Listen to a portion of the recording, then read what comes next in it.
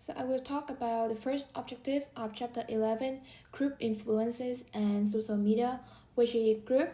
And in this objective, there are four relevant theory: social power, reference group, conformity, and brand community. Social identity theory argues that each of us have several selves and that relate to groups. The linkage are so important that we think ourselves not just as I, but also as we. And we favor others whom we felt share the same identity, even if that identity is superficial or virtually meaningless. And the first theory is social power. Social power describes the capacity to alter the actions of others. And the next theory is reference group. A reference group is an actual or imaginary individual or group that significantly influence an individual's evolution, aspiration, or behavior. For example, smokers tend to weak inside, and one person weaks.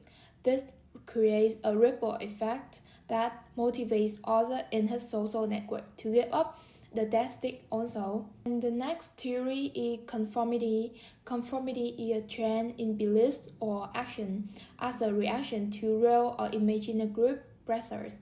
For a society to function, its members develop norms or informal rules that govern behavior. And the last theory is brand community. A brand community is a group of consumers who share a set of social relationships based on usage or interest in a product. Unlike other kinds of communities, these members typically don't live near each other, and these events help owners to bond with fellow enthusiasts and strengthen their identification with the products as well as with others they meet who share their passion. The intimate cooperation or a family decision making. So a family is actually resemble with a companies or a conference of discussion on how to choose one thing. So how do family decide? So harmony in family decision is very challenging, especially when it comes to like chores or meals or vacation. So there are a lot of determinants of family decision conflicts, which mention like interpersonal needs, the product involvement and utility, the responsibilities among the members, the power among the members as well, the individual priorities. So traditional families often have like women managing finance, but more than one often share responsibilities. So word of mouth is a very important communication to the product choice and is the main driver of it. So word of mouth transmitted between individuals, it is very influential and is very trustworthy as well. It contains in the content of daily conversation. It discussing a purchase can help reduce uncertainty of a consumer very much, and people often rely on word of mouth to like generate their business. So word of mouth have double-edged impact, especially with the negative one. It is very powerful. It can like make or break a product or even a store. So negative word of mouth carries more weight than actually positive comments one. So marketers' responsibility is to be aware of how information flow and changes in the community would help in managing brand narratives. Everyone knows people who are knowledgeable about product and those who advise others take seriously. These individuals or opinion leaders are quickly able to influence other attitudes or behaviors. When social scientists initially developed the concept of the opinion leader, they assumed that certain influential people in a community would exert an overall impact on group members' attitude. Psychologists distinguish between those who are monomorphic or expert in a limited view, and those who are polymorphic or expert in several views. Even opinion leaders who are polymorphic, however, tend to concentrate on one broad domain, such as electronics or factions. The original framework is called the two-step flow model of influence. It proposed that a small group of influencers disseminate information because they can modify the opinions of a large number of people. Opinion leader may or may not be the purchaser of the product they recommend. Early purchasers also tend to be innovators. They like to take risks and try new things. Researchers call opinion leaders who also are early purchasers innovate communicators. Opinion leaders are likely to be opinion seekers. They're generally more involved in the product category, and so they actively search for information. As a result, they are more likely to talk about product with others and to solicit others' opinion as well. A market movement is the person who likes to transmit marketplace information of all types. The shopaholics are not necessarily interested in the product they recommend. They simply enjoy staying on top of what's happening in the marketplace. They come closer to the functions of a generalized opinion leader because they tend to have a solid overall knowledge of how and where they procure the product. They're also more confident in their own ability to make smart purchase decisions. In addition to everyday consumers who influence other purchase decisions, a class of marketing intermediately we call the surrogate consumers often guides what we buy. This term refers to a third party we tend to provide input into our purchase decisions. The client essentially relinquishes control over several of all decision-making functions, such as information search, the evaluations of alternative, or the actual purchase. We see product creators who assembly merchandise on behalf of manufacturers of store, such as Style Room by Zappos or HA Life that offers one-of-a-kind of luxury product. The expert, or in some case celebrity, often include recommendations about how to use the items and perhaps even share their story about how to use them in their own life. The most commonly used technique to identify opinion leaders is simply to ask individual consumers whether they consider themselves to be opinion leaders. We must view the results of surveys that discover self-designated opinion leaders with some skepticism. Some people have a tendency to inflate their own importance and influence, whereas others who are really influential might not admit to this quality or be conscious, or if they are. Psychometric methods trace communications patterns among members of a group.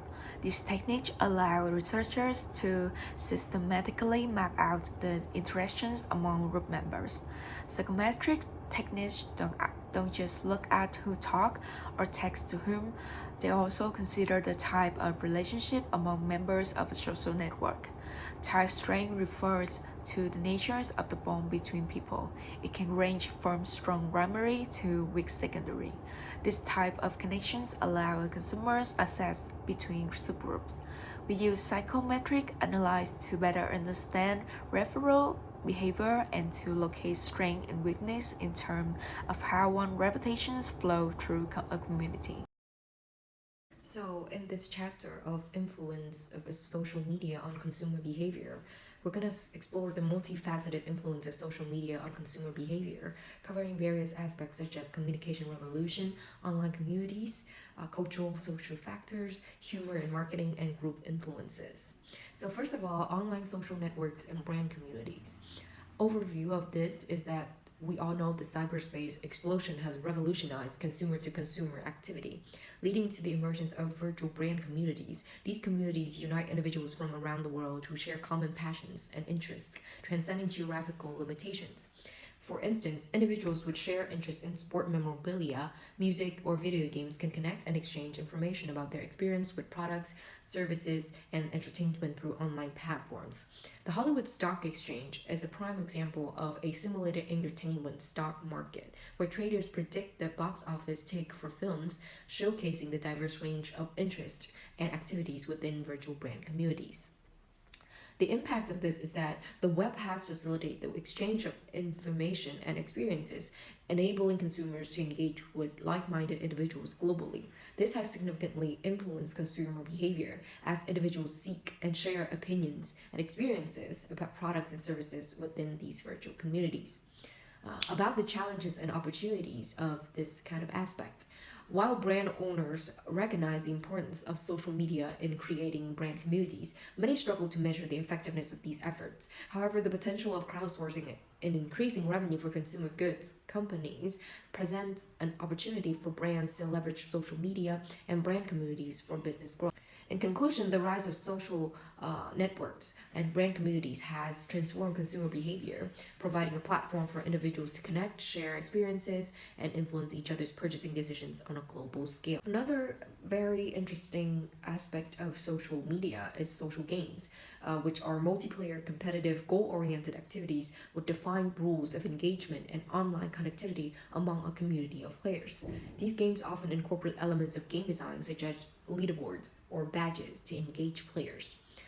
For game platforms, this refers to the hardware system on which the game is played, including game consoles, computers, portable devices. It encompasses the diverse platform on which social games are accessible, such as game consoles like PlayStation, Xbox, Nintendo, as well as computers and portable devices like smartphones and handheld gaming devices. For game modes, this particularly describes the way players experience the game world, including whether the game is single player or multiplayer, real time, or turn based. It encompasses the different modes of gameplay, such as single player or multiplayer, the timing of the game. Next, we have Milio, which describes the visual nature of the game, encompassing various themes such as science fiction, fantasy, horror, and retro. It includes the visual and thematic elements that define the game's environment and setting. Last but definitely not least is genre, which refers to the method of play, including simulation, action, and role-playing games. It covers the different types of games within the social gaming genre, such as simulation games like Farmville, Pet Resort, and Fishville, action games, and role-playing games like Dungeons and Dragons or Genshin Impact. These different dimensions collectively provide insights into the diverse nature of social games and the various elements that contribute to their gameplay experiences. Next is digital word of mouth. Digital word of mouth refers to the spread of information, opinions, and recommendations about products, services through online channels. It plays a crucial role in shaping consumer behavior and purchase decisions. For example, viral marketing is a strategy where organizations encourage individuals to share online content with their social networks, leading to rapid dissemination of the message. This can occur when the content is entertaining or unusual, prompting individuals to share it with others. For example, a marketing campaign for DirecTV created a buzz around lab giraffes, resulting in thousands of people expressing interest in these fictional pets. Another digital word of mouth is video reviews and content marketing. Companies like Amazon have leveraged video reviews to engage shoppers on their website. They recognize that consumers often seek product videos before making a purchase, and those who view such videos are more likely to buy the product. Additionally, content marketing, which involves creating and distributing valuable and relevant content, is heavily reliant on online videos to attract and retain a defined audience. And next up is a topic that is very near and dear to my heart and also a lot of young people nowadays, is influence of opinion leaders. We all know the concepts of KOLs, which is key opinion leaders. So, opinion leaders who are knowledgeable about products and have a strong influence on others' choices play a significant role in digital word of mouth. Their recommendations can sway consumer decisions, making them a target for marketers in their promotional strategies. We can tell that digital word of mouth through viral marketing, video reviews, or the influence of opinion leaders has become a powerful force in shaping consumer behavior and purchase decisions in a digital age. So next we'll come to the income and consumer identity part. So firstly, we'll find out about to spend or not to spend. That is the question. So consumer demand for goods and services are depend on two factors, which are our ability and our willingness to pay. So sometimes we have the ability, but we propose it or eliminate it if we don't feel like now is the good time to pay it. So the money has a complex psychological meaning. It could reflect our success or failure, social acceptability, and security, love, freedom, or even the sex appeal.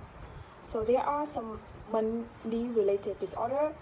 So for example, we might feel guilty about our success and deliberately make bad investment to reduce the feeling. And next is the consumer confidence. So consumer confidence is a belief about what the future holds.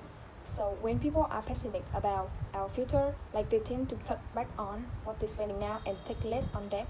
But however, when consumers feel optimistic about the future, they reduce the the amount of money saved, and they take a motive and they splurge money on discretionary items. So next, the third part is income inequality and social mobility. So income inequality is the extent to which resources are distributed unevenly within a population. So there's the word that indicate an economy that is driven by a very small amount rich number, which is called plutonymy. So social mobility refers to the passage of individuals from one social class to another, and there are two kinds of social mobility, which are horizontal mobility and downward mobility. And the next part is the Great Recession and materialism. So there is differences between the Great Recession and the Great Depression. The Great Depression is a severe global economic downturn happened from 1929 to 1933, and the Great Recession is the worst economic downturn since the Great Depression happened, and it's happened from like 2007 2009. So after that recession, there is a new mantra like, do you make do with what you have? Save question every expense. Question yourself that, do you really need that style booklet or that haircut, that fashion magazine? And at the state, many fashionista turned into futurista. Coming to the income-based marketing, there are two factors contribute to an overall upward income trajectory, which are a shift in the women role and increases in educational attainment. So first, targeting the top of the pyramid, high-income consumer. So not everyone with a high income is in the same market segment. It depends on their interests, their spending priorities, and several factors else like where they got the money, how they got it, and how long have they have it. So many affluent people, they're like indulge in luxury goods while they pinch pennies on everyday item. And the consumer attitude toward luxury are divided into three main groups, which are luxury is functional, luxury is a reward, and luxury is indulgence. And people who have had their money for a long time tend to use their fortune a lot differently.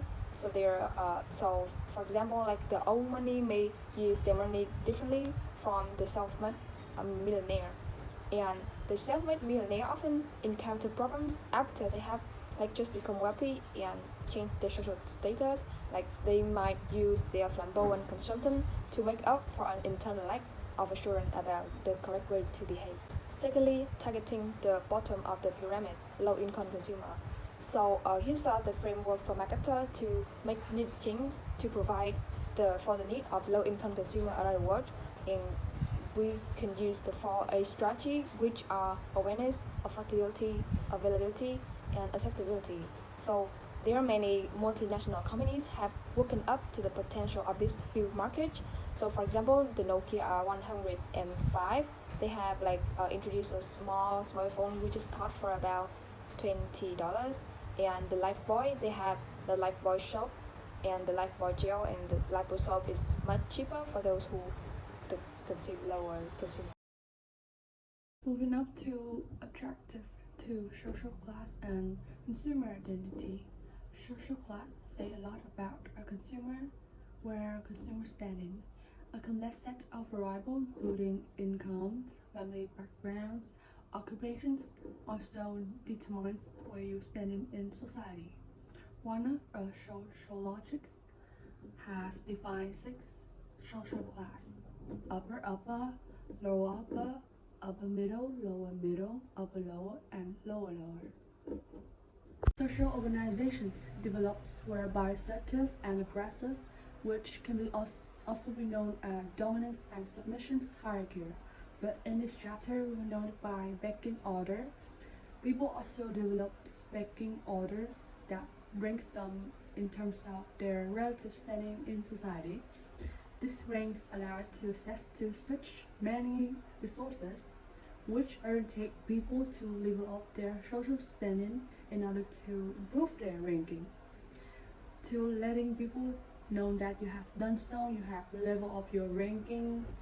It is at the core of marketing strategy. But little different from that, marketers carve society into groups for segmentation purpose. The term social class is used to describe the overall rank of people in the society. People in the same social class tends to have approximately the same social standing in their community. Coming to social stratifications, It is the creations of artificial divisions in the society, involving the unequal distributions of scarce and valuable resources among status positions, leading to a permanent ranking based on resources allocations. For example, in some countries, they group social stratifications based on prestige, where which university you going to, or do you work in a well-known company, or do you come from a wealthy family or poor family. But in some country, it is based on how old are you, which age are you in. Moving to income versus social class. With all the saying out there, money and social class are not synonymous, which can be known that additional income doesn't automatically elevate people to a higher social class. The issue arises when the additional earners in a family tend to have lower status jobs than a primary wage earner, and their earning may not be pooled for family goods, which can be a matter to determine whether social class or incomes that is a better predictor of consumer behavior depends on product type. Status symbol describe the position that communicates wealth and prestige to the others. One study demonstrated that we assign this value to loyalty program. For example, when ally acquire you for special status based on the number of miles you fly. A taste culture describes consumer in terms of their tasting and intellectual preferences. Another approach for social class to focus on the codes people within different social stature use. There are two ways to communicate through code. One is restricted code, focused on the content of the objective, and the other is elaborated code, which is a little bit more complicated and depend on a more sophisticated worldview. Taste is a status-making force or habitus that cause consumption preferences to cluster together. Next is social culture and capital. This transformation from what we used to be known as a countercultural celebration as a showcase for wealth illustrates social capital. Cultural capital reference to a set of distinctive and socially rare tastes and practice, knowledge of refined behavior that makes a person into the realm of the upper class. Online social capital and the psychic income that we get when we post reveal that other validate create a reputation economy. In the online world, many people hold other high regard for their opinion as much as or even maybe more than for their money, and this may create the reputation economy. Online gated communities that selectively allow access to some people may offer a high degree of the social capital to the few lucky ones who pass the test. Among the world, there are many social classes. The basic emerging market, to go by the acronym BRIC nation, which is Brazil, Syria, India, and China, and maybe even more recently in South Africa. Mass classify the 100 millions of global consumers who now enjoy a level of purchasing power that's sufficient to let them afford high-quality products. A few important hierarchical class structure a country can suggest is China, Japan, the Middle East, the UK, India, and Brazil. And finally, to this chapter is status signaling. Individuals' distinction is what we use them to inspire envy in others through our display of wealth and power. Conspicuous consumption refers to people's desire to provide prominent, visible evidence of their ability to afford luxury goods. Lesser class may point to the people that whom productive work is a taboo, and the decorative role of women as a trophy wife. Women who seek out younger men as arm candy may be considered to be called cougars. One set of researcher labels the differences as brand prominence. Brands like Louis Vuitton, Gucci, and Mercedes are advertisement and on the product themselves, or in other words, in type of status signaling they are employed. As the competition to accumulate status symbols escalates, sometimes the best tactic to switch gears and go into reverse to deliberately for a status symbol, which is a parody display.